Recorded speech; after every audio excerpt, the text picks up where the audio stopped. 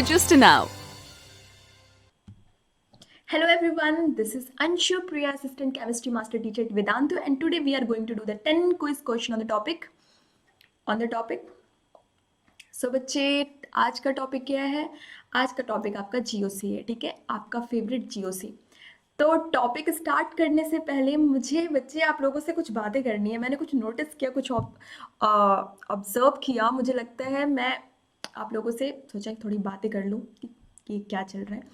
तो बच्चे, I was checking the thumbnail और फिर मुझे दिखा कि कुछ बच्चे बातें कर रहे हैं एंड एक बोल रहा है, कोई बंदा, कोई बच्चा एक बोल रहा है कि नेहा, नेहा, हाय नेहा, कैसी हो? एंड लाइक मतलब give me your Insta ID and all. तो फिर नेहा ने इंस्टा आईडी भी दे दिया एंड इस तरीके से मैंने कुछ देखा कि and like this is my insta ID, message me there and all.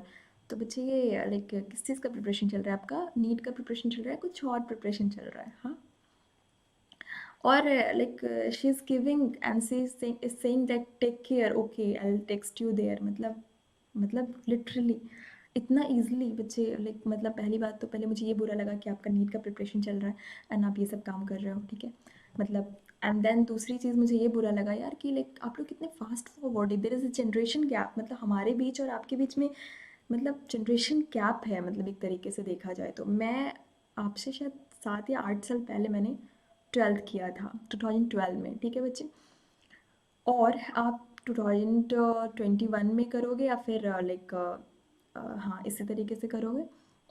लेकिन there is a generation gap, मुझे ऐसा फील हुआ। हमारे टाइम में क्या होता था बच्चे, अगर किसी को कोई पसंद आ जाती थी ना, तो जैसे कि हमारा कोई मेल फ्रेंड है, उसकी कोई, उससे कोई बंदी पसंद आ गई, तो ऐसे होता था कि देख देख तुझे देख रही है, देख देख तुझे देख रही है, हम बोलते थे उसे। एंड ऐसे करते करते बेचारे की कभी हिम्मत नहीं होती थी और 2 साल निकल जाता था। और आप लोगों को देखो कितना फास्ट फॉरवर्ड यार। मतलब मुझे ये भी बुरा लगा। एंड देन लाइक आपकी लाइव चैट में सेटिंग चल रही है। अच्छा, बट मुझे जो मेन इंपॉर्टेंट थिंग था बच्चे, वो आपको ये बोलना था कि ये टाइम नहीं है बच्चे, आपको बहुत टाइम मिलेगा लाइफ में, बहुत सारे टाइम मिलेंगे जिसमें कि आप अच्छे अच्छे लाइक सेटिंग वगैरह कर सकते हो। लेकिन ये टाइम आपका नीट को देने के लिए, ठीक है? तो ये सब थोड़ा लाइक अभी छोड़ दो एंड फोकस करो, ठीक है? बाकी तो अच्छा ही होगा, ठीक है? तो बच्चे, इसके साथ ही हम आज का सेशन स्टार्ट करते हैं और चलते हैं आज के सेशन में। तो बच्चे, now proceeding to our session. और बच्चे, लेकिन सेशन में जाने से पहले अगर अभी तक आपने अपने favourite Vedantu NEET made easy channel को सब्सक्राइब नहीं किया है तो बच्चे कर लो and also press the bell icon to get the notification of all the sessions going on, ठीक है? And also new official Telegram group जिसका लिंक आपको डिस्क्रिप्शन बॉक्स में दे रखा है बच्चे, तो उसे ज्वाइन कर लो बच्चे, क्योंकि क्लास रिलेटेड जितने भी पीडीएफ है, नोट्स हैं, आपको वहीं मिलेंगे, ठीक है बच्चे? And also there is a chance that you can win the Vedantu t-shirt. Now one more information that is about the Neat Pro subscription. बच्चे, अगर अभी तक आपने ये नीट प्रो सब्सक्रिप्शन नहीं लिया है तो like there are very benefits, there are many benefits of this NEET pro subscription. पहले मैं आपको ये बता देती हूँ कि ये नीट प्रो सब्सक्रिप्शन क्या होता है। तो it is like a Netflix. तो जैसे आप, क्या होता है कि अगर नेटफ्लिक्स का सब्सक्रिप्शन लेते हो तो you have the access to all the series available in it. उसी तरीके से अगर आप नीट प्रो सब्सक्रिप्शन लेते हो तो क्या होता है, you will have the access to all the live classes available in it. And जो भी लाइव क्लासेस चल रहे होंगे उसको आपको एक्सेस मिल जाएगा। And what are the benefits of this pro subscription? Then 5000+ hours of the live online teaching test and assignment with 10,000+ questions, continuous review of the areas of improvement, 20+ teachers with the 5+ years of the experiences, option to learn in the English or the Hindi language. So Vedanta is giving you facility to choose your own language, ठीक है बच्चे? And cover all the needs with the micro and the crash courses. तो बच्चे, ये micro course क्या होता है? तो अगर कोई भी टॉपिक आपका किसी भी रीजन से छूट गया है या फिर आप उसकी क्लास अटेंड नहीं कर पाए तो आप उसको कवर कर सकते हो with the help of micro courses. तो बच्चे, इतने सारे बेनिफिट्स मिल रहे हैं आपको। And you will have all the 3 subject, that is biology, physics and chemistry, instant in class doubt solving, the classes are totally interactive and learn safely from home on any devices. तो बच्चे, अब कुछ बच्चे बोल रहे हैं ma'am like अंग्रेजी में मत बोलो, हमें नफरत है, हम हिंदुस्तान लाइक इंडिया के, इंडिया फिर इंग्लिश हो गया, फिर भारत के बच्चे हैं, ठीक है? तो ऐसा कुछ सोच रहे होंगे। लेकिन बच्चे अब क्या करें, मतलब अंग्रेज़ों ने आके ना हमें हिंदी का छोड़ा ना इंग्लिश का छोड़ा। अब हमें ना हिंदी अच्छे से आती है ना इंग्लिश अच्छे से आती है, तो कोई नहीं। तो बच्चे, क्या अगर आपको ये सब्सक्रिप्शन 1 मंथ के लिए चाहिए तो क्या होगा? तो अगर 1 मंथ के लिए अगर ये सब्सक्रिप्शन चाहिए तो आपका लिंक दे रखा है बच्चे डिस्क्रिप्शन बॉक्स में। और अगर आप कूपन कोड यूज़ करते हो, that is ANPPR, that is my name Anshupriya, ठीक है। तो अगर आप कूपन कोड यूज़ करते हो बच्चे तो आपको मिल सकता है 20, आपको मिलेगा, मिल नहीं सकता, आपको मिलेगा 20% डिस्काउंट। तो अदरवाइज जो कोर्स आपका 5000 में अवेलेबल था वो 10 था, वो सॉरी मैं बोल रही हूँ 10,000, नो बच्चे इतना भी डिस्काउंट नहीं मिल रहा है आपको। 1000 जो है वो रिड्यूस होके जो है आपको 4000 मिलेगा, ठीक है बच्चे। तो आपको 20% डिस्काउंट मिल रहा है, ये बहुत ज़्यादा डिस्काउंट है, ठीक है बच्चे। एंड सोचो आप 1 मंथ की पढ़ाई आपका क्या 4000 में कर रहे हो, ठीक है। 4000 में आप 1 मंथ की पढ़ाई कर रहे हो, उसमें सारे सब्जेक्ट्स कवर कर रहे हो एंड सारे लाइक कोर्सेज और मतलब डाउट्स भी आपके क्लियर हो रहे हैं। तो बच्चे इससे अच्छी बात क्या हो सकती है, ठीक है बच्चे, ले लो विदाउट थिंकिंग, ले लो, ठीक है। और ठीक है बच्चे। तो now proceeding to the first question of today's session, the first question on screen is this, and the question is the IUPAC name of the compound is, and the options are there on the screen and you are given the 25 second to answer this question. तो बच्चे जल्दी करो, ठीक है। तो बच्चे जल्दी करो। तो आप देखो IUPAC नेम लिखना है तो अब बहुत इनिशियल चीज़ है, आप इसे तो आपको पता ही होना चाहिए ये सब चीज़ें, ठीक है। तो IUPAC नोमेनक्लेचर आपको लिखना है, यहाँ पे नेमिंग करनी है, ठीक है। And the time's up, and the answer is option B, that is 4-methyl-2-hexanol। तो बच्चे आप जब IUPAC नोमेनक्लेचर करते हो तो सबसे पहले आप क्या करते हो, लॉन्गेस्ट चेन देखते हो, है कि नहीं। सबसे पहले लॉन्गेस्ट चेन देखो, तो ये आपका पहला चीज़ है। तो लॉन्गेस्ट चेन आप पहले देखो। अगर हम यहाँ से यहाँ चलते हैं बच्चे तो 1 2 3 4 एंड 5, ठीक है 5। तो ये आपका 5 कार्बन का हो रहा है। अगर हम यहाँ से यहाँ चलते हैं 1 2 3 4 5 6, मतलब कि ये वाला जो चेन है वो लॉन्गेस्ट आ रहा है आपका, ठीक है। तो पहला कंडीशन जो था आपका लॉन्गेस्ट चेन कंसिडर करने का, तो वो वाला जो है वो कंडीशन फुलफिल कौन सा कर रहा है, ये वाला चेन कर रहा है, ये वाला चेन, ठीक है। तो लॉन्गेस्ट चेन हो गया। अब दूसरा कंडीशन क्या है बच्चे, दूसरा चीज़ जो दूसरी बात है वो नोमेनक्लेचर के अकॉर्डिंग, रूल के अकॉर्डिंग, जो आपका फंक्शनल ग्रुप है बच्चे, जो आपका फंक्शनल ग्रुप वहाँ प्रेजेंट होगा उससे आपको लोअर पोजिशन देना है, ठीक है। तो अगर हम यहाँ से नेमिंग करते हैं तो ये OH फंक्शनल ग्रुप है, ठीक है बच्चे। ये आपका जो है वो कहाँ पे प्रेजेंट हो रहा है, 5th नंबर पे प्रेजेंट हो रहा है, ठीक है। और अगर हम यहाँ से चलते हैं बच्चे, यहाँ से 1 2 3 4 एंड 5 6 7, 1 मिनट, 1 2, सॉरी बच्चे ये आपका 6 ही हो रहा है, चलो मैं आपको यहाँ दिखा देती हूँ। तो देखो अगर हम यहाँ से चलते हैं तो 1 2 3 4 5 6 और ये सेकंड नंबर पे OH आ रहा है, ठीक है। उसमें अगर देखा जाए तो उसमें अगर नीचे साइड से अगर हम चल रहे थे बच्चे तो ये 5th नंबर पे आ रहा था, लेकिन हम इस साइड से चल रहे हैं तो ये सेकंड नंबर पे आ रहा है, मतलब कि फंक्शनल ग्रुप को आपको लोअर पोजीशन मिल रहा है। तो हमें हमारा मिल गया, हमें लॉन्गेस्ट चेन भी मिल गया है बच्चे, और हमें पता चल गया कि अगर हम यहाँ से नेमिंग करेंगे तो जो फंक्शनल ग्रुप है उसे वो आपका लोअर पोजीशन पे आ रहा है, मतलब कि इसी चेन को कंसिडर किया जाएगा और इसी नेमिंग को, इसी पैटर्न को आपको कंसिडर करना है, ठीक है बच्चे। तो फिर आपका क्या आ गया, तो आपका ये आ गया, देखो फिर आपका ये जो नेम है क्या आ गया बच्चे, 4-methyl, 4th पोजीशन में फिर मिथाइल ग्रुप प्रेजेंट है। देखो 4th पोजीशन पे आपका मिथाइल ग्रुप प्रेजेंट है कि नहीं, ये मिथाइल ग्रुप है ना बच्चे, ये वाला मिथाइल ग्रुप प्रेजेंट है। 4 मिथाइल, ठीक है, 4 मिथाइल बच्चे, 2 हेक्सेनॉल, ठीक है, 4 मिथाइल 2 हेक्सेनॉल। हेक्सेन क्यों, क्योंकि 6 कार्बन का है, 6 कार्बन का चेन जो है वो लॉन्गेस्ट चेन है, तो हेक्सेनॉल। और 2 हेक्सेनॉल क्यों, क्योंकि सेकंड पोजीशन पे OH ग्रुप आ रहा है, तो OH जो है आपका अल्कोहल ग्रुप है, तो इसके और उसे हम OL, लास्ट में हम OL लगा के उसे लिखते हैं नोमेनक्लेचर में। तो ये आपका आ गया क्या, ये जो आपका 4-methyl-2-hexanol जो है वो आपका आ गया। आई होप कि अब सारे बच्चों को ये क्लियर है कि ये कैसे हुआ है। सबसे पहले अगर अभी भी किसी को क्लियर नहीं हो रहा है तो बच्चे देखो, सबसे पहले आप लॉन्गेस्ट चेन कंसिडर करोगे, उसके बाद आप क्या करोगे, फंक्शनल ग्रुप आप ऐसे नंबरिंग करोगे कि आपका जो फंक्शनल ग्रुप है वो लोअर पोजीशन गेन करे, ठीक है। एंड उसके बाद आप नेमिंग कर दो, ठीक है। तो अब सब्स्टिट्यूएंट जो है उसे देखो, यहाँ पे से 4th पोजीशन में मिथाइल था, तो मैंने ऐसे हमने कैसे किया बच्चे, 4-methyl-2-hexanol, क्योंकि सेकंड पोजीशन पे आपका OH ग्रुप प्रेजेंट है और वो अल्कोहल है, तो इसलिए हम 2-hexanol लिख रहे हैं। क्लियर है सबको। Now coming to the next question of this session, and the next question on the screen is this, and the question is the change in the state of the hybridization of asterisk carbon in the following reaction, ठीक है, and the options are there on the screen. तो जो आपका asterisk जो carbon contain कर रही है, जो देख रहे हो अभी ये जो कर रहा है उसका हाइब्रिडाइजेशन आपको बताना है, ठीक है बच्चे, उस कार्बन का हाइब्रिडाइजेशन आपको बताना है, ठीक है। The options are there on the screen and your time starts now. तो जल्दी करो बच्चे, आपके ऑप्शंस दे रखे हैं स्क्रीन पे और आपका समय शुरू हो चुका है, ठीक है बच्चे। तो हाइब्रिडाइजेशन जल्दी से निकालो, जल्दी जल्दी हाइब्रिडाइजेशन निकालो बच्चे, बहुत बच्चों ने कर भी लिया है, ठीक है। And the time's up, and the answer is option C, that is sp2 मतलब sp और sp2 हाइब्रिडाइजेशन है, ठीक है। उसमें चेंजिंग कहाँ से आ रहा है, sp हाइब्रिडाइजेशन से वो चेंज हो रहा है sp2 में, sp हाइब्रिडाइजेशन से वो चेंज हो रहा है sp2 में। तो कैसे देखते हैं, तो देखो बच्चे इसका स्ट्रक्चर दे रखा है, ठीक है। जो पहले वाले का स्ट्रक्चर ये है CN है, तो देखो देखो इसका मैं आपको दो तरीका बताऊंगी। देखो पहला तो आप number of sigma bond plus lone pair से हाइब्रिडाइजेशन निकाल सकते हो, number of sigma bond plus lone pair. देखो बच्चे, सिंस कार्बन की जो वैलेंस इलेक्ट्रॉन में जो होते हैं कितने होते हैं, 4 ही होते हैं, ठीक है। टेट्रावैलेंट होता है ये, और चारों के साथ जो है वो उसने बॉन्ड बना रखा है, तो इसके पास लोन पेयर तो कहीं प्रेजेंट नहीं है कि नहीं, ठीक है। 4 ही इसके वैलेंस इलेक्ट्रॉन थे, 4 बॉन्ड इसमें प्रेजेंट है ऑलरेडी, तो कहीं पे भी इसका लोन पेयर आपको दिख रहा है, कोई लोन पेयर नहीं है इसमें। तो बच्चे जब ट्रिपल बॉन्ड कंटेन करता है, ठीक है, ट्रिपल बॉन्ड कार्बन के साथ होता है प्रेजेंट, तो इसमें क्या होते हैं बच्चे, मतलब जो उसका ऊपर वाला सबसे पहला वाला जो पाई जो है, वो सबसे पहला वाला जो ट्रिपल बॉन्ड का होता है, पहला वाला बॉन्ड वो पाई बॉन्ड होता है, दूसरा वाला सिग्मा बॉन्ड होता है, और तीसरा वाला भी पाई बॉन्ड होता है, ठीक है बच्चे। और ये तो आपको सिग्मा है, ये तो आपको पता चल ही रहा है। तो मतलब कि टोटल नंबर इसमें लोन पेयर तो कोई प्रेजेंट था नहीं बच्चे, लोन पेयर तो इसमें कोई प्रेजेंट है नहीं, ठीक है। तो सिर्फ यहाँ पे सिग्मा बॉन्ड प्रेजेंट है, ठीक है, सिग्मा बॉन्ड प्रेजेंट है।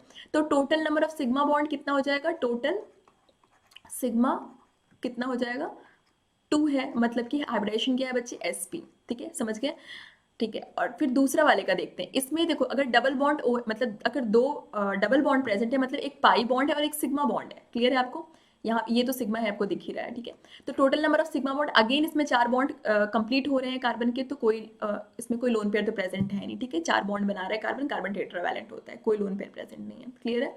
तो total number of sigma bond देखो, एक सिग्मा बॉन्ड आपका यहाँ था, ठीक है, एक यहाँ है, एक यहाँ है, मतलब 3 सिग्मा बॉन्ड है, ठीक है, 3 सिग्मा बॉन्ड है, मतलब कि हाइब्रिडाइजेशन क्या हो गया बच्चे, sp2, ठीक है, एक s 2 p, ठीक है, इक्वल टू 3 हो गया, ठीक है, sp2, समझ रहे हो, ऐसे हाइब्रिडाइजेशन देखते हैं, ठीक है बच्चे।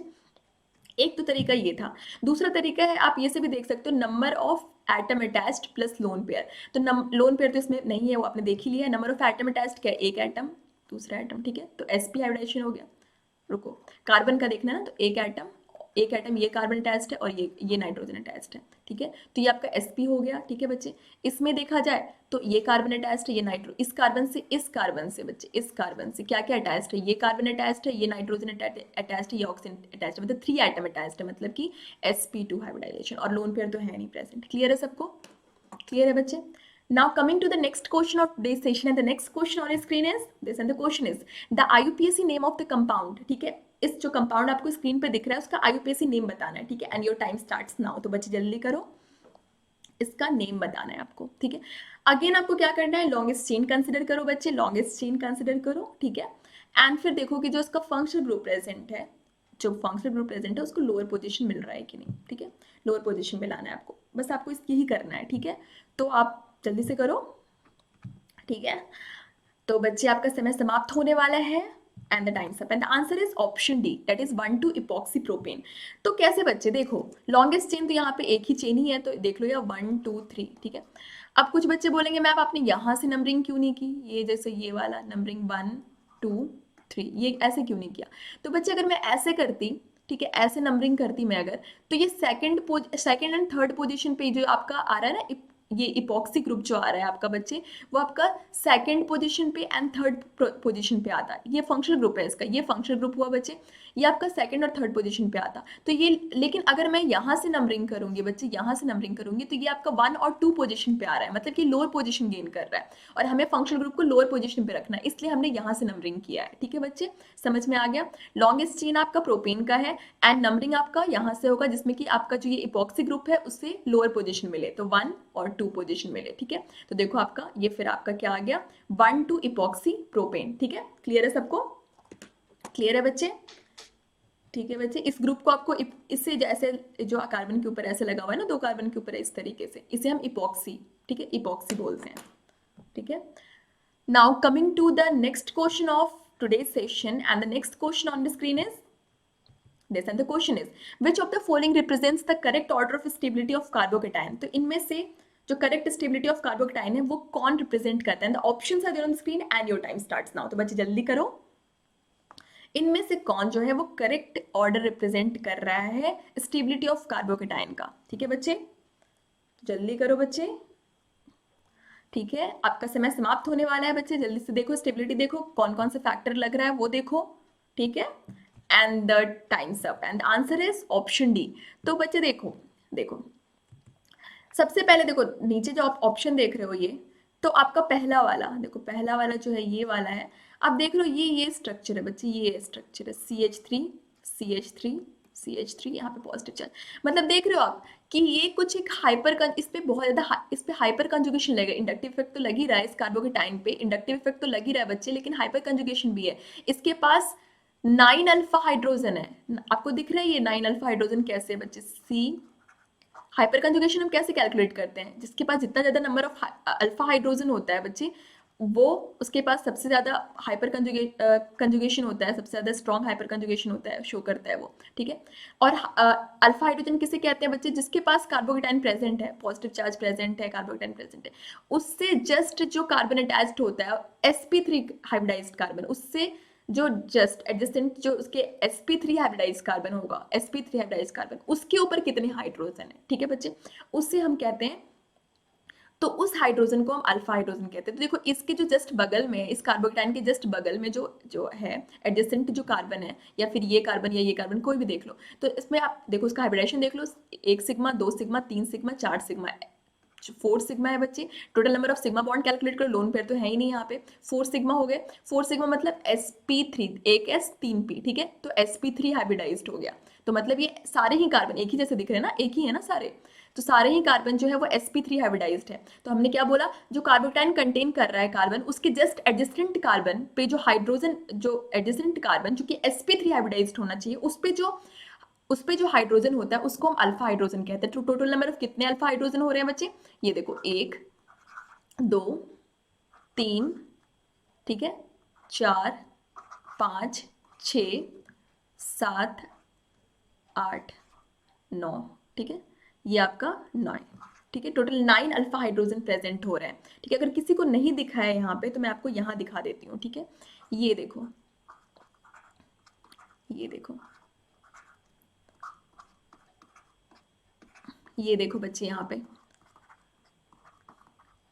देखो, ये आपका कार्बोटाइन है, उसके जस्ट बगल वाला sp3 हाइब्रिडाइज्ड कार्बन पे कितने, जितने हाइड्रोजन है उसे हम अल्फा हाइड्रोजन कहते हैं। ठीक है, तो ये देखो सिग्मा बॉन्ड, यहाँ पे 4 सिग्मा हो रहे हैं, 4 सिग्मा मतलब sp3 हाइब्रिडाइज्ड, तो ये सारे एक जैसी हैं, तो ये सारे sp3 हाइब्रिडाइज्ड है। ठीक है बच्चे, और number of alpha hydrogen calculate कर लो, तो आपका ये देखो नंबर ऑफ अल्फा हाइड्रोजन क्या है बच्चे, नंबर ऑफ ये देखो 1 2 3 4 5 6 7 8 9, तो टोटल 9 अल्फा हाइड्रोजन है। मतलब 9 जो है इसका अल्फा हाइड्रोजन है, मतलब कि इसका यह सबसे ज्यादा हाइपर कंजुगेशन शो करेगा। ठीक है बच्चे, अब देखते हैं दूसरा वाला। दूसरा वाला देखो, अब ये ऑर्डर होता है बच्चे कि आपका जो उसके बाद ये आपका बेंजाइल कार्बोकेटाइन है। ठीक है, बेंजाइल कार्बोकेटाइन, ये देखो दूसरा वाला जो आपका हो रहा है बच्चे, आपका बेंजाइल केटाइन है। तो बेंजाइल केटाइन स्टेबलाइज्ड होता है, ठीक है, बेंजाइल केटाइन स्टेबलाइज्ड होता है, देखो सबसे ज्यादा तो ये होगा, पहला वाला सबसे ज्यादा, ये जो आपका जिसमें 9 अल्फा हाइड्रोजन है, और तो वो सबसे ज्यादा स्टेबलाइज्ड होगा कार्बोकेटाइन। क्यों? क्योंकि वो हाइपर कॉन्जुगेशन से स्टेबलाइज्ड है। दूसरा वाला, अब बोलोगे उसके बाद मैम सेकंड वाला क्यों नहीं है, लेकिन बच्चे अगर ऑर्डर ऐसा देखा गया है कि सबसे ज्यादा ये है, उसके बाद आपका बेंजाइल केटाइन जो है उसे देखा गया कि वो सबसे ज्यादा स्टेबल है। क्यों? क्योंकि रेजोनेंस हो रहा है, रेजोनेंस से स्टेबलाइज्ड हो रहा है। रिंग में आपका देखो बहुत सारे रेजोनेटिंग स्ट्रक्चर शो कर रहे हैं, टोटल आपकी जो है 5 रेजोनेटिंग स्ट्रक्चर ये बना रहा है। ठीक है बच्चे, तो इस रीजन से क्या है बच्चे, आपका बेंजाइल केटाइन जो है वो रेजोनेंस इफेक्ट के कारण ज्यादा स्टेबल हो रहा है। ठीक है, ठीक है बच्चे, ये जो आपका दिख रहा है यहाँ पे C6H5CH2, ठीक है, C6H5CH2 पे पॉजिटिव चार्ज, तो यही ना हुआ बच्चे, ये वाला देखो, ये देखो इस तरीके से दिखेगा ये, समझ रहे हो, समझ रहे हो बच्चे। और इसका आप ये रेजोनेंस स्ट्रक्चर आपका बना के दिखा रखा है, तो इस रेजोनेंस इफेक्ट के कारण ये ज्यादा स्टेबल है। ठीक है बच्चे, उसके बाद जो आपका देखो, उसके बाद नेक्स्ट जो आपका स्टेबल है बच्चे, 1 मिनट, जो आपका नेक्स्ट स्टेबल है बच्चे वो है आपका ये वाला, देखो ये वाला, जिसमें आपका 6 अल्फा हाइड्रोजन प्रेजेंट है, ये CH3 2C+, ठीक है, CH+, ये है ना, हाँ ठीक है बच्चे, ये जो है आपका, ये आप देखो इसमें कैसे होता है, यहाँ पे देखो CH3 एक H होगा और ये आपका कार्बन। तो इसके पास कितने अल्फा हाइड्रोजन है, इसके पास टोटल अल्फा हाइड्रोजन 6 हो जाते हैं, 3 इसके पास है 3 इसके पास है, मतलब जो कार्बोकेटाइन से जस्ट एडिसेंट कार्बन होते हैं, जो sp3 हाइब्रिडाइज्ड है, उससे जितने उसके पास जितने हाइड्रोजन है उसे हम क्या बोलते हैं, उसे हम अल्फा हाइड्रोजन बोलते हैं। इसके पास टोटल 6 अल्फा हाइड्रोजन है, समझ में आया। उसके बाद ये स्टेबल है, ये कार्बोकेटाइन स्टेबल है। लास्ट में जो है बच्चे आपका कौन सा स्टेबल हो रहा है बच्चे, लास्ट में जो आपका स्टेबल हो रहा है वो आपका ये वाला जो है, इस तरीके का जो है, ये देखो। रीजन इसका ये है बच्चे कि एक तो ये आपका 1 डिग्री कार्बोकेटाइन है, 1 डिग्री कार्बोकेटाइन, ठीक है, 1 डिग्री कार्बोकेटाइन है बच्चे। दूसरा चीज है कि बच्चे इसमें रेजोनेंस तो हो रहा है, ठीक है, रेजोनेंस तो हो रहा है, लेकिन इसमें माइनस आई भी हो रहा है, ये वाला ग्रुप आपका माइनस आई शो करता है। तो इस रीजन से ये सबसे, क्योंकि इलेक्ट्रोनेगेटिव है और sp2 हाइब्रिडाइज्ड कार्बन से डायरेक्टली अटैच्ड है, तो sp2 हाइब्रिडाइज्ड कार्बन इलेक्ट्रोनेगेटिव होता है और इस रीजन से ये माइनस आई इफेक्ट भी शो करता है। तो ये स्टेबिलिटी जो है इस कार्बोकेटाइन का, मतलब देखो कार्बोकेटाइन मतलब क्या, इलेक्ट्रॉन डेफिशिएंट, ठीक है, उससे आप क्या करें, माइनस आई से और खींच रहा है उसको, ठीक है बच्चे। तो ये क्या करें, बाकियों के कंपैरिजन में, ठीक है, बाकियों के कंपैरिजन में ये लेस स्टेबल है। क्लियर है सर, क्लियर है सबको, ठीक है। Now coming to the next question of today's session, and next question on screen is this, and the question is compound contain C equal to 90 and H equal to 10, empirical formula of the compound is, ठीक है बच्चे, the options are there on the screen and your time starts now। तो जल्दी करो बच्चे। एक compound है जो कंटेन कर रहा है क्या, C equal to 90 and H equal to 10, तो उसका empirical formula बताना है आपको, ठीक है। तो अगर आपने empirical formula निकालने के लिए सीखा होगा तो ये क्वेश्चन बहुत जल्दी बनेगा आपसे, ठीक है बच्चे, जल्दी करो फिर, ठीक है, जल्दी करो। तो बच्चे आपका समय समाप्त होने वाला है, जल्दी से करो। And the time's up, and answer is C3H4। तो कैसे हो बच्चे, तो बच्चे जब आपको ऐसे दे रखा है ना, तो सबसे पहले आप उसका मोल्स निकाल लो, ठीक है। मतलब कि हमने क्या किया, मास जो है कंपाउंड का कंसिडर कर लिया 100 ग्राम, जिसमें कि आपका क्या है 100 ग्राम हमने टोटल मास कंसिडर कर लिया कि चलो ठीक है मास ले लेते हैं कंपाउंड का 100 ग्राम, जिसमें कि आपका क्या है 90 ग्राम जो हो जाएगा वो, अगर हमने 100 ग्राम कंपाउंड का मास कैलकुलेट ये कंसिडर किया है तो उसका आपका 90 ग्राम क्या हो जाएगा, कार्बन का मास, और 10 ग्राम आपका हाइड्रोजन का मास हो जाएगा, है कि नहीं, ठीक है बच्चे। अब देखो आपको पता है कि 90 ग्राम हमने 100 ग्राम कंसिडर किया, तो 90 ग्राम आपका कार्बन का हो गया और 10 ग्राम आपका हाइड्रोजन का मास हो गया, ठीक है बच्चे। तो देखो अब नंबर ऑफ मोल्स निकाल सकते हो आप। मोल्स क्या होता है, weight upon molecular weight. Number of moles क्या होता है बच्चे, नंबर ऑफ मोल्स क्या होता है बच्चे, वेट अपॉन मॉलिक्यूलर वेट, है कि नहीं। अब देखो वेट आपका क्या, अगर हम कार्बन के लिए निकाले बच्चे, तो वेट आपका कार्बन का दे रखा है 90 ग्राम, और कार्बन का हमें पता है ये 90 ग्राम है बच्चे, ठीक है। और कार्बन का आपको पता है कि इसका मोलर मास 12 होता है, ठीक है, 12 होता है, तो इसका आपका नंबर ऑफ मोल्स नहीं निकल जाएगा, नंबर ऑफ मोल्स जो है वो नहीं निकल जाएगा बच्चे, आपका 7.5 आ जाएगा। क्लियर है सबको, क्लियर है बच्चे, ठीक है, 12 ग्राम पर मोल, ठीक है बच्चे।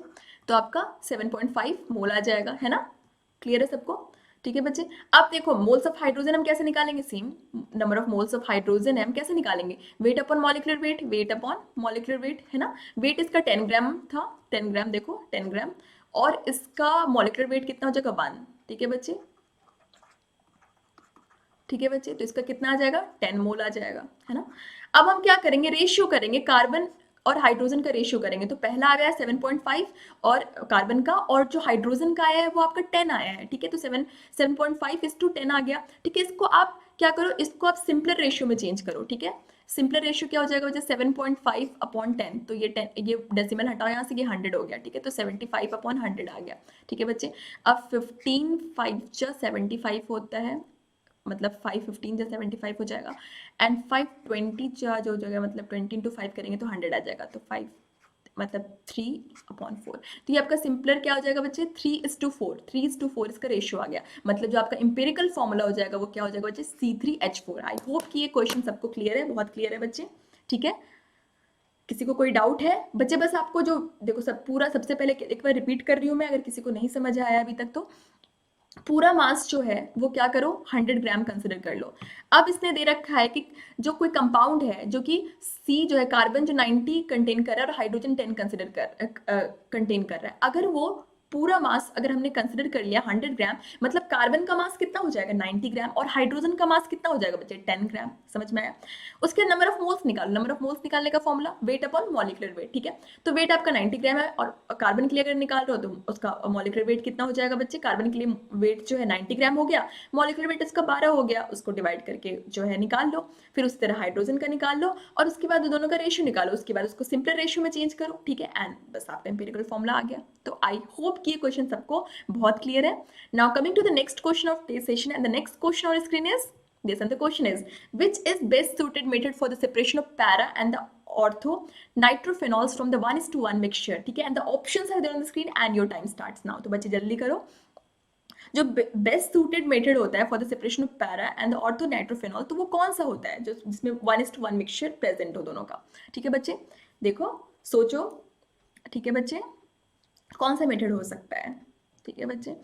तो your time's up and the answer is steam distillation. तो बच्चे स्टीम डिस्टिलेशन क्यों यूज करते हैं, क्योंकि जो आपका ऑर्थो नाइट्रोफेनॉल होता है उसमें क्या होता है बच्चे, इंट्रामोलिकुलर हाइड्रोजन बॉन्डिंग प्रेजेंट है, देख रहे हो आप, इंट्रामोलिकुलर हाइड्रोजन बॉन्डिंग। ये ऑर्थो नाइट्रोफेनॉल है बच्चे, ये इस तरीके का होगा ना, इस तरीके का होगा, देख रहे हो आप, इस तरीके का होगा।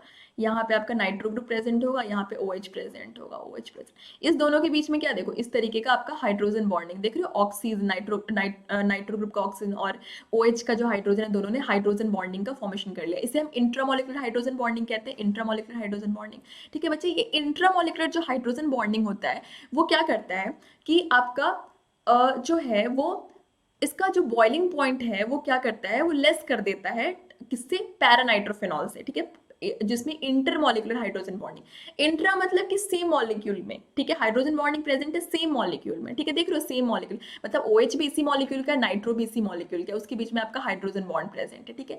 और इंटर मतलब दोनों दो अलग अलग मॉलिक्यूल के बीच में, ठीक है, इंट्रा और इंटर में कंफ्यूज मत होना। इंटर मतलब दो, देखो यहाँ पे एक आपका पैरानाइट्रोफेनॉल है, दूसरा यहाँ प्रेजेंट है, ठीक है, दोनों के बीच में अब दोनों, इसके ऑक्सीजन के साथ इसका हाइड्रोजन ने हाइड्रोजन बॉन्डिंग कर रखा है, और इसके हाइड्रोजन के साथ इसके ऑक्सीजन ने हाइड्रोजन बॉन्डिंग कर रखा है। तो दो अलग अलग मॉलिक्यूल के बीच में अगर आपका हाइड्रोजन बॉन्डिंग हो रहा है तो उसे हम इंटर मॉलिक्यूलर कहेंगे, इंटर, ठीक है। और अगर सेम मॉलिक्यूल में हो रहा है हाइड्रोजन बॉन्डिंग तो उसे हम इंट्रामोलिकुलर कहेंगे। समझ में आया बच्चे?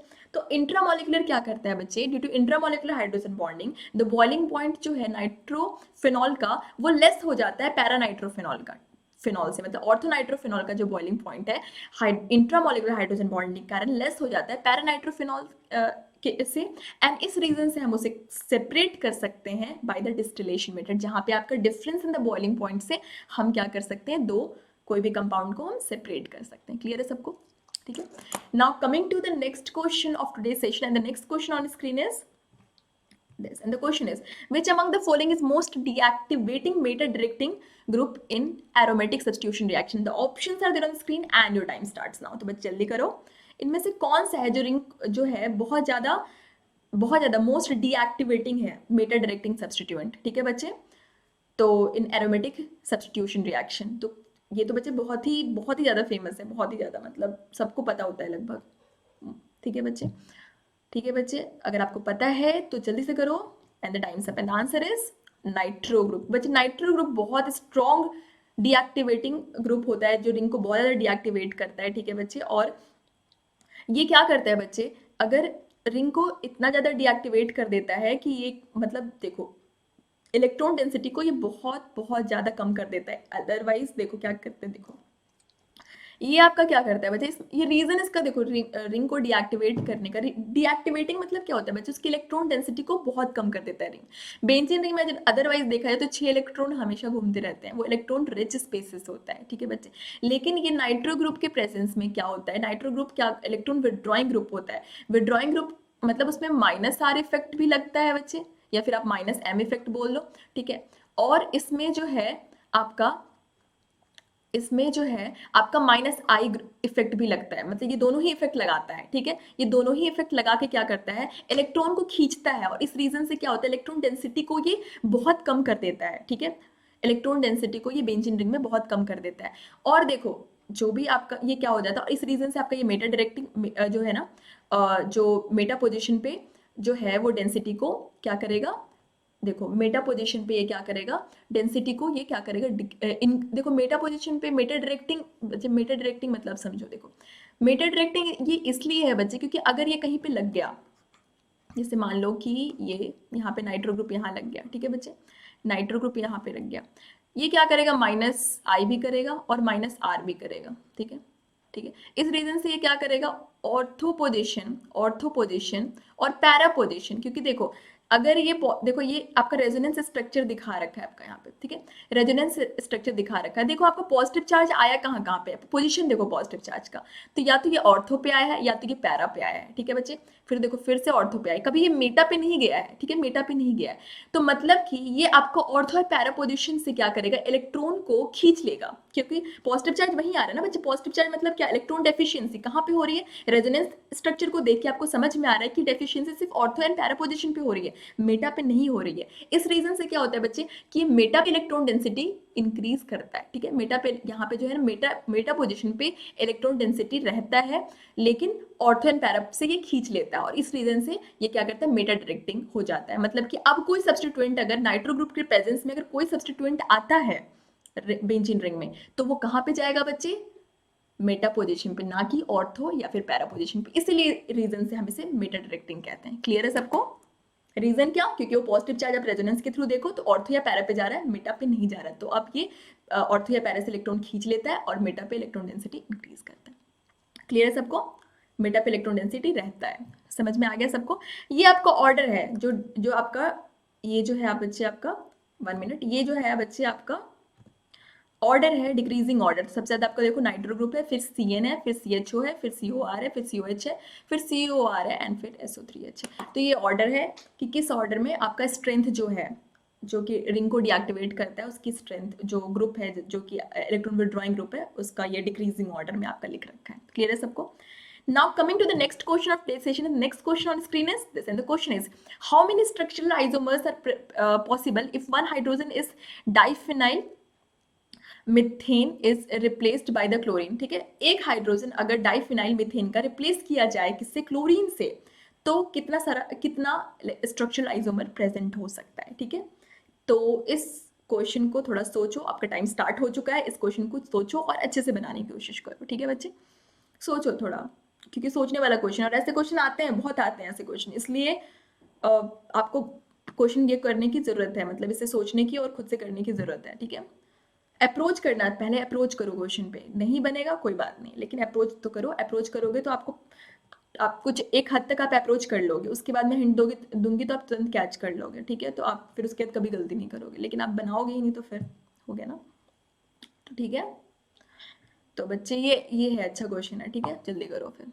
ठीक है बच्चे, एंड आपका समय समाप्त होने वाला है, and the time's up, and the answer is option B, that is 4। तो कैसे हुआ, देखो बच्चे, इसमें बोल रहे हैं कि आपका एक क्लोरीन जो है, अगर एक क्लोरीन को जो है हाइड्रोजन, जो आपका एक हाइड्रोजन अगर रिप्लेस करता है तो कितने टाइप का वो स्ट्रक्चरल आइसोमर बना सकता है? ठीक है बच्चे, कितना टाइप का स्ट्रक्चरल आइसोमर का फॉर्मेशन कर सकता है, कि अगर वो क्या होगा कि जब वन हाइड्रोजन जो प्रेजेंट है डाइफिनाइल मीथेन में, उसे रिप्लेस किया गया है क्लोरीन से। ठीक है, एक क्लोरीन, बस एक ही क्लोरीन आपको यूज करना है। तो ठीक है बच्चे, तो देखो पहले आप देखो कि कहाँ कहाँ हाइड्रोजन की एबिलिटी है। ठीक है, सबसे पहले हम यही देखेंगे कि कहाँ कहाँ पे हाइड्रोजन की एबिलिटी है। सबसे पहले आप इसका स्ट्रक्चर बना लो अच्छे से। ठीक है, और वो यूनिक स्ट्रक्चर होना चाहिए, ना कि आप एक ही जैसे स्ट्रक्चर 2 बार बना दो। ठीक है, ये यूनिक स्ट्रक्चर होने चाहिए, जो भी आपके आइसोमर बनेंगे वो आपका यूनिक स्ट्रक्चर होने चाहिए, ना कि एक ही स्ट्रक्चर आप एक ही टाइप के सिमिलर स्ट्रक्चर, मतलब नेमिंग सेम ही होगी तो ऐसे स्ट्रक्चर नहीं होना चाहिए। समझ में आ रहा है बच्चे? मतलब यूनिक स्ट्रक्चर, कितने यूनिक आइसोमर का फॉर्मेशन करेगा। ठीक है बच्चे, देखो बच्चे, अब यहाँ पे हाइड्रोजन प्रेजेंट है, एक यहाँ प्रेजेंट है, एक यहाँ प्रेजेंट है, एक यहाँ प्रेजेंट है, एक यहाँ प्रेजेंट है। सबसे पहले तो देख लो कि कितनी सारे पॉसिबिलिटी हैं हाइड्रोजन की। ठीक है, कहाँ कहाँ पे हाइड्रोजन प्रेजेंट है। तो देखो रिप्लेस हम क्या क्या कर सकते हैं, एक देखो, अगर मान लो कि मैंने ये हाइड्रोजन रिप्लेस किया, देखो बच्चे, चाहे मैं ये हाइड्रोजन रिप्लेस करूँ, चाहे मैं ये हाइड्रोजन रिप्लेस करूँ, एक ही टाइप के स्ट्रक्चर आएंगे। ठीक है बच्चे, एक ही क्लोरीन है, ये नहीं कि हम दोनों को रिप्लेस करके एक बार हम इसे रिप्लेस कर ले, एक बार हम दोनों को रिप्लेस कर ले, बस हमें एक ही क्लोरीन यूज करना है। समझ में आया आपको? तो चाहे मैं ये हाइड्रोजन रिप्लेस करूँ, चाहे मैं ये हाइड्रोजन रिप्लेस करूँ, आएगा कौन सा स्ट्रक्चर, ये वाला स्ट्रक्चर। समझ में आ रहा है? एक हाइड्रोजन को रिप्लेस करके हमें वहां पे क्लोरीन लगाना है, ठीक है, समझ में आया? तो ये वाला स्ट्रक्चर आएगा। चाहे मैं इससे रिप्लेस करूँ चाहे मैं इससे रिप्लेस करूँ, बात बराबर। तो हमें दोनों को रिप्लेस करके नहीं, एक रिप्लेस करके हम बना लेंगे तो सेम ही स्ट्रक्चर बनेगा। क्लियर है सबको? हमें यूनिक स्ट्रक्चर बनाना है, हमें एक जैसे स्ट्रक्चर नहीं बनाने, ठीक है बच्चे। अब देखो, चाहे आप ये हाइड्रोजन को रिप्लेस करो, एक हाइड्रोजन को ही रिप्लेस करना है एक ही क्लोरीन से, ठीक है बच्चे, एक ही क्लोरीन है हमारे पास। चाहे आप ये हाइड्रोजन को रिप्लेस करो, चाहे आप ये हाइड्रोजन को रिप्लेस करो, चाहे आप ये हाइड्रोजन को रिप्लेस करो, चाहे आप ये हाइड्रोजन को रिप्लेस करो, रिप्लेस तो ऑर्थो पोजीशन से ही हो रहा है ना बच्चे, हाइड्रोजन, ठीक है, और उसकी जगह पे आप क्लोरीन लगाओ, मतलब ये चारों पोजीशन से आप कहीं से भी हाइड्रोजन लगाओ निकालोगे तो एक ही स्ट्रक्चर बनेगा। तो हम क्या करेंगे, मतलब यही वाला स्ट्रक्चर बनेगा, चाहे आप इस चारों में से किसी पोजीशन से हाइड्रोजन को हटाओ, ठीक है बच्चे, बना के देख लेना नहीं तो, ठीक है, सब जगह हर जगह से एक क्लोरीन आएगा ऑर्थो पोजीशन पे, ठीक है, तो सिमिलर स्ट्रक्चर बनेगा। हमें यूनिक स्ट्रक्चर बनाना है, तो दूसरा स्ट्रक्चर हमारा ये बन गया, ठीक है। आप इसे यहाँ लगा दो, चाहे आप यहाँ लगा दो, चाहे आप यहाँ लगा दो, चाहे आप यहाँ लगा दो, एक ही क्लोरीन यूज करना है, तो आपने मैंने ये कंसिडर किया, ठीक है बच्चे, तो सिमिलर स्ट्रक्चर बनेंगे इसलिए, ठीक है, सेम स्ट्रक्चर बनेंगे सिमिलर, ठीक है, जो कि एक ही कंसिडर किया जाएगा। और फिर अब देखो, अब नेक्स्ट देखा जाए तो चाहे आप ये वाला हाइड्रोजन हटाओ, चाहे आप ये वाला हाइड्रोजन हटाओ मेटा पोजीशन से, तो ये भी मेटा पोजीशन है, ये भी मेटा पोजीशन है, मतलब चारों में से कोई भी हाइड्रोजन हटाओगे तो और वहां पे क्लोरीन लगाओगे तो एक ही स्ट्रक्चर बनेगा, मतलब यही वाला स्ट्रक्चर बनेगा, ठीक है बच्चे, यही वाला स्ट्रक्चर बनेगा जहाँ की मेटा पोजीशन से हाइड्रोजन को हटा के क्लोरीन लगाया गया है। क्लियर है सबको? और लास्ट वाला आता है पैरा पोजीशन, चाहे आप इस पैरा पोजीशन से हाइड्रोजन हटा के क्लोरीन लगाओ, चाहे आप इस पोजीशन से हाइड्रोजन हटा के क्लोरीन लगाओ, बात बराबर आएगी और यही स्ट्रक्चर बनेगा। क्लियर है सबको? तो हमें यूनिक स्ट्रक्चर बनाना है, हमें सेम स्ट्रक्चर नहीं बनाना। समझ में आ गया सबको? ये क्वेश्चन सबको क्लियर है बहुत अच्छे से? तो हमारे पास टोटल 4 यूनिक आइसोमर का फॉर्मेशन हो रहा है, ठीक है बच्चे, क्लियर है, जब हम एक हाइड्रोजन को एक क्लोरीन से रिप्लेस कर रहे हैं, ठीक है, क्लियर है सबको? Now coming to the next question of this session, and the next question on screen is this, and the question is which of the following statement is not correct? and structure आपका दे रखा है बच्चे, तो आपका ये जो है इसमें से कौन सा है जो कि करेक्ट नहीं है, ठीक है, the options are there on the screen and your time starts now, ठीक है बच्चे, तो जल्दी करो बच्चे, जल्दी करो, तो इनमें से कौन सा है जो कि करेक्ट नहीं है, ठीक है, तो जल्दी से करो बच्चे, and the time's up, and the answer is option C. तो ये करेक्ट नहीं है, ठीक है बच्चे, इसका करेक्ट जो आंसर है वो ऑप्शन डी है, ठीक है बच्चे, वो कैसे दिखा मैं आपको बताती हूँ। देखो बच्चे, जब आप कोई IUPAC नोमेनक्लेचर कर रहे होते हो तो आपको क्या कंसिडर करना पड़ता है बच्चे, पहले आपको कंसिडर करना पड़ता है लॉन्गेस्ट चेन। तो देखो 1 2 3 4 5 6, ये 6 का लॉन्गेस्ट चेन हो गया, ठीक है। हम यहाँ इस साइड से नेमिंग हमने क्यों नहीं की, क्योंकि हमें क्या करना है, जो हायर प्रायोरिटी के जो फंक्शनल ग्रुप है वो आपके लोअर पोजीशन को एक्वायर करने चाहिए। तो अल्डिहाइड जो है वो हायर प्रायोरिटी गेन करता है इन कंपैरिजन टू अल्कीन, ठीक है बच्चे, तो इसे हमें लोअर पोजीशन देना है, ठीक है, तो इसलिए हमने इसे 1 दिया। और फिर जो आपके हायर प्रायोरिटी के जो फंक्शन ग्रुप है वो सारे ही आपके लोअर पोजीशन पे आएंगे, तो आना चाहिए, ठीक है, तो आपका कीटो ग्रुप सेकंड पोजीशन पे है एंड इन दिस वे, ठीक है बच्चे। अब देखो ये हो गया आपका। नाउ जब हमने प्रायोरिटी डिसाइड कर ली है, जब हमने नंबरिंग कर लिया है, तो देखो आपका क्या हो जाएगा, 3 कीटो थर्ड पोजीशन पे कीटोन ग्रुप आ रहा है, 3 कीटो, 2 मिथाइल सेकंड पोजीशन पे आपका क्या आ रहा है, सेकंड पोजीशन पे आपका 1 मिनट बच्चे, हाँ देखो ये इसने जो सी ऑप्शन है उसमें ये लिख रखा है आपका सेकंड पोजीशन पे 2 मिथाइल, तो बट सेकंड पोजीशन पे आपका मिथाइल ग्रुप लिख रखा है, ठीक है बच्चे, तो सेकंड पोजीशन पे आपका मिथाइल ग्रुप भी आ रहा है, देखो ये आपका सेकंड पोजीशन पे मिथाइल ग्रुप है कि नहीं, ये भी सही है, ठीक है बच्चे।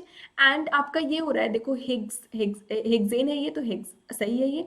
एंड देन आपका 5 इन है, ठीक है, फिफ्थ पोजीशन पे, लेकिन ये फोर्थ पोजीशन पे इन आ रहा है बच्चे, हम यहाँ से नंबरिंग कर रहे हैं, ठीक है, तो 4 इन 1 अल, ठीक है, अब सही है ये। अगर यहाँ पे 4 इन आता, देखो 3 कीटो, ये जो आपका ये ऑप्शन है बच्चे, 3 कीटो 2 मिथाइल हेक्स 4 इन 1 अल, ये वाला ऑप्शन आपका सही ऑप्शन है, ठीक है, क्लियर बच्चे, और सी ऑप्शन आपका गलत ऑप्शन है, ठीक है, तो आपका ये 4 इन 1 अल आना चाहिए, ये करेक्ट आंसर है इसका, ठीक है, क्लियर है आपको। Now coming to the next question of this session, and the next question on screen is this, and the question is for the following, जो आपका दे रखा है I minus iodide, chloride, bromide, the increasing order of nucleophilicity would be, and the options are there on the screen and your time starts now। तो बच्चे जल्दी करो, ठीक है, जल्दी करो बच्चे।